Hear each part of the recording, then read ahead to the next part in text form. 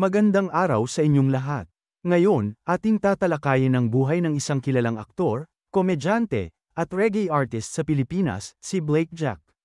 Mula sa kanyang kabataan, makulay na karera, hanggang sa kanyang pagpanaw, samahan ninyo akong alamin ang kanyang kwento.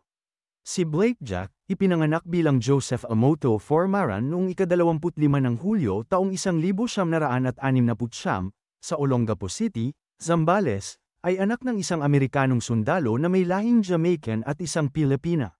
Sa murang edad, nagsimula siyang kumanta sa high school sa Castillejos, Zambales. Ang kanyang interes sa musika ay nagpatuloy at nagsimulang kumita siya sa pagkanta nang isama siya ng mga komedyante sa kanilang mga palabas sa probinsya. Noong 1997, nadiskubre si Blake Jack ng Viva Records at agad na pinirmahan para mag-record ng isang album.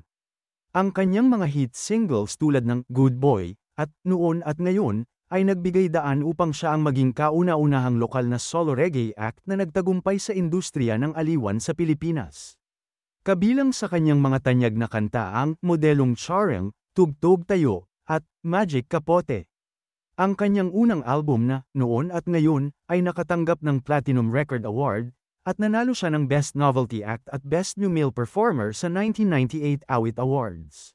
Bukod sa musika, lumabas din siya sa mga pelikulang Stupid Love, 2002, at Masikip sa Dibdib, The Bubita Rose Story, 2004. Si Blake Jack ay ikinasal kay Twinkle Estanislao Formaran at nagkaroon sila ng 4 na anak.